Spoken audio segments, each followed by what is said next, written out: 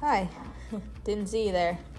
As you can see, the dogs are really excited to get involved in this project. Meet Journey, 4-year-old Havanese and member of the Allen Spedden family. I've known Journey since she was a puppy, and as you can see, she can be very enthusiastic in her greetings. But what is it about Journey and dogs in general that make people want them? It's the way they greet you at the door after a long day at work, the way they curl up beside you on the couch, or steal part of your bed, or is it just how happy they make you? Let's find out.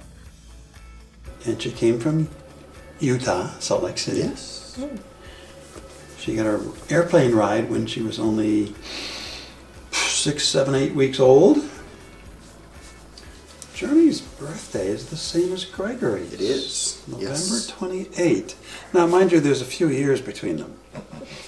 Journey is 4 and some change, and Gregory's 23 and some change. And Journey was the name the breeder gave her.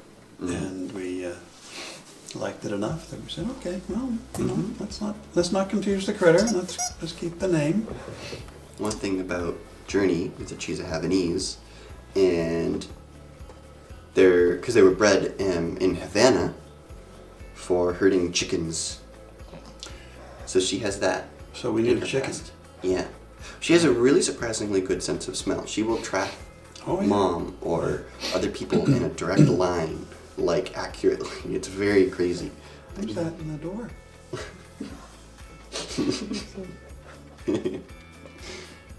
I mean, finally decided to get one around my first year of college, roughly.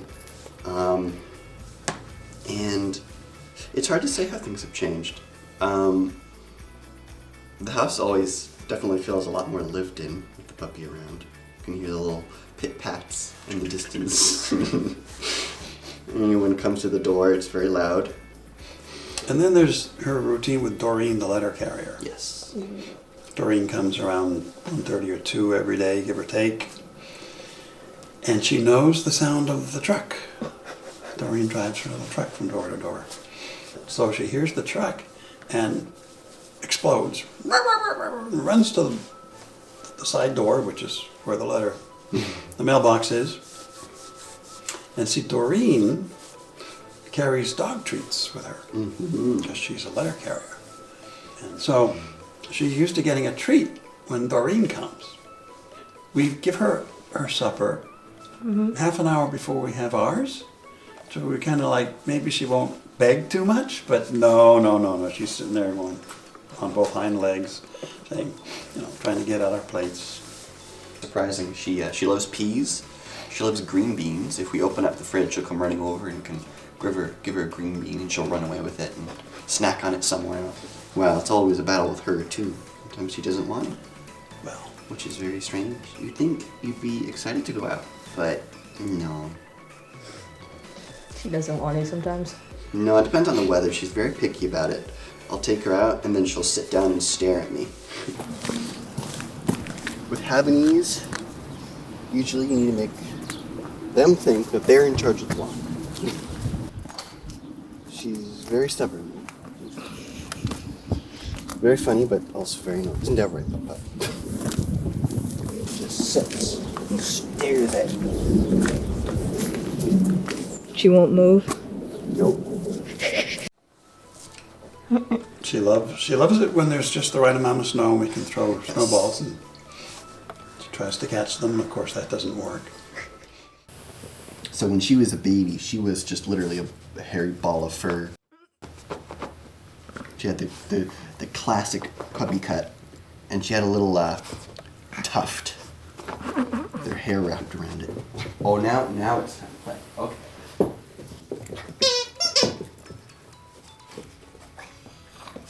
Funniest thing, speaking of when we're up in Hampshire at the lake,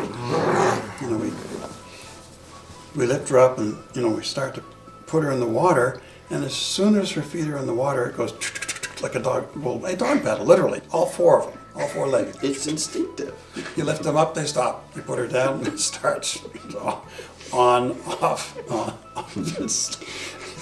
It's hilarious. We do need to get a video of that at some point.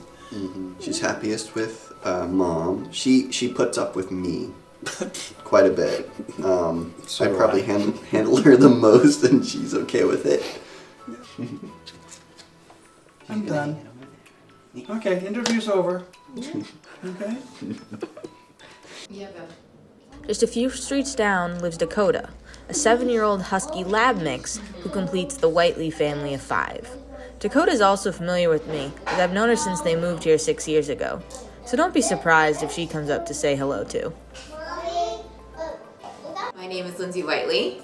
I live in Swampscott, and we have a family of 5, 2 kids, a husband, and a 4-legged child, Dakota. Nathan Whiteley, married to Lindsay Whiteley. Part of the same family. Yep, living here in Swampscott. So we got Dakota first, so Yeah. 2014, and it was just Lindsay and I at the time, without Samantha and Max, our 2 kids. We found Dakota in North Carolina, and they drove her up. We picked her up in Rhode Island, and she's been a huge part of our family ever since.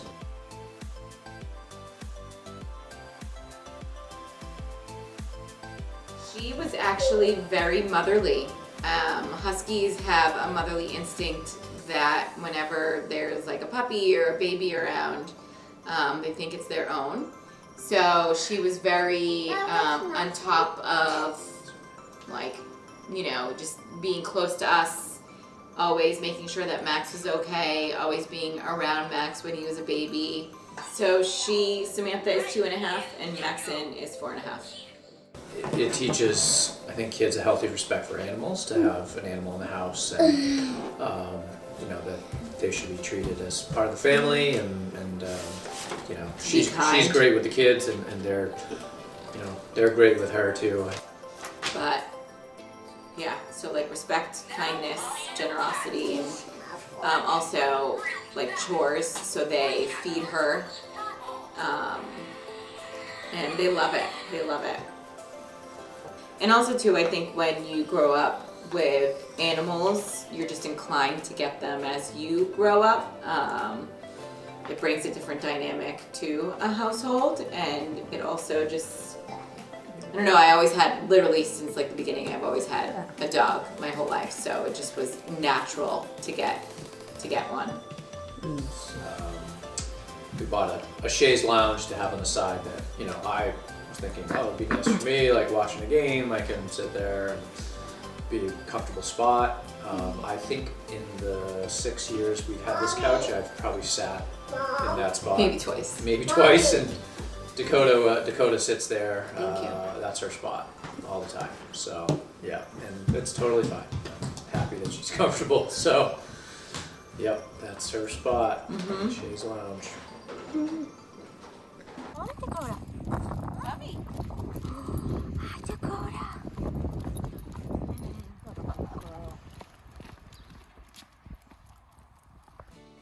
They bring a different dynamic to a family than if you didn't have a dog. And just shows you so much love, like unconditional love is the best thing that you could ask for. It's something that's always going to be part of our lives, that's for sure.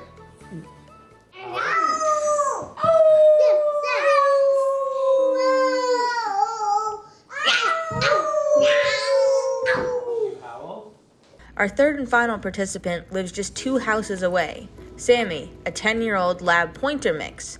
Him, Madeline Levine, and Casey Williamson combined to make a family of 3. I've known Sammy the longest, having met him the second day Madeline got him 7 years ago. Sammy is contributing to this footage with the help of a GoPro, since I can't reach all the spots he can. So my name is Madeline Levine. I'm a neighbor of Danny's, and she's like our family from across the street. And this is Casey.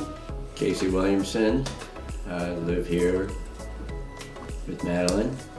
It was up to Sam to allow me to move in, and he approved.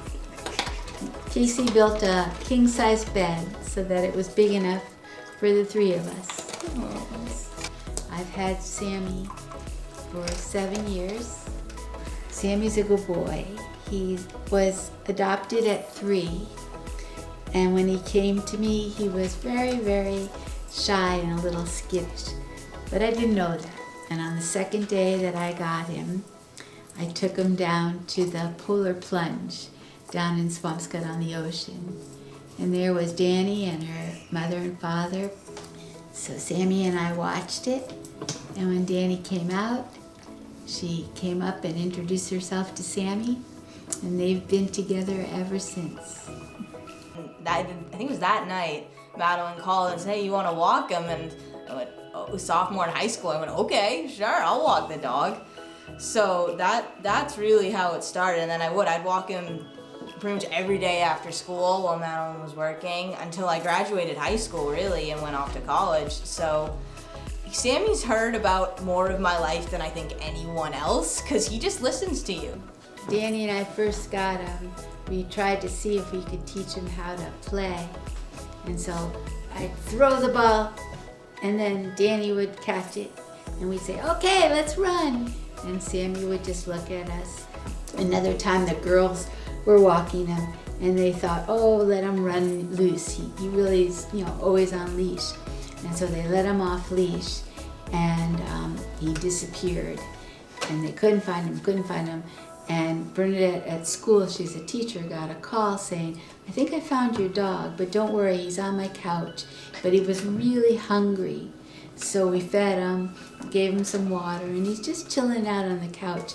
He had made his way like 2 streets over, and when he got tired of running loose, he entered up to a house, and they brought him in. So, well, what I realized was that how much, how attached I was to Sammy, and how much he really was part of my life. And when Casey came, I really did have to figure out how to make a place big enough for Casey and Sammy, and to figure out how to make that work.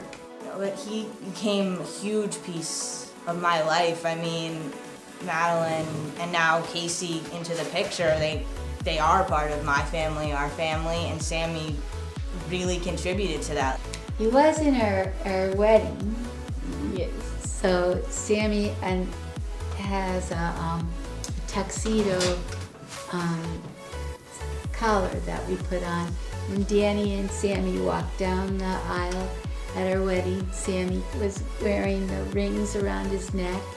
And that was the best. Danny, our favorite person, and Sammy walking down the aisle with the rings on his back. That was great. What did you think when I asked you if Sammy could be part of the ceremony? Oh, I thought it was fine.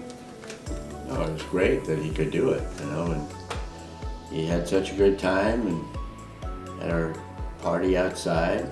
I said, Sammy gave me the idea for this thesis, getting to walk him down that aisle. I realized the next day, I said, this would be a perfect thing to do. How dogs, they're members of a family. They're not just pets, they're not just other things to have.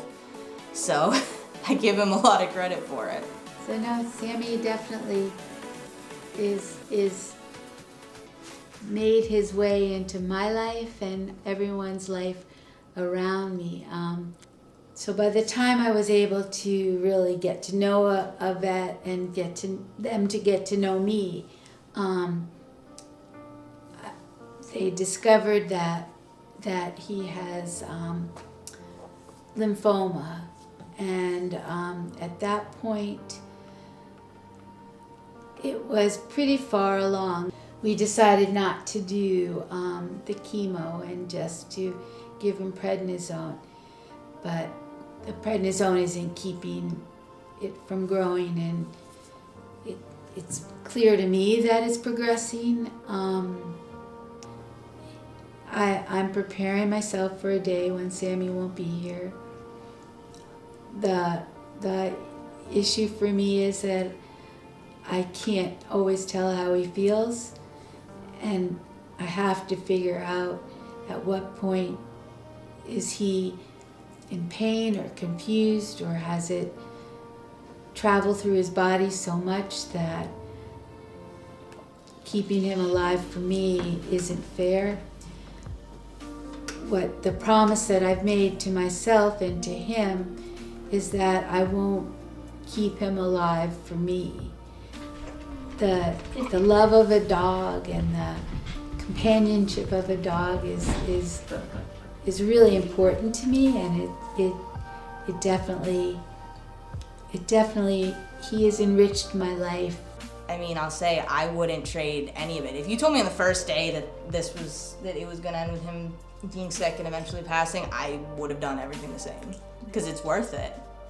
That unconditional joy and love you get from dogs is worth it. That he has figured out how to make his way into the hearts of everyone around, which for a dog that was found on the streets in Virginia, he's had a good life. And Sammy continues to have a great life. He's fighting every day and making every moment count.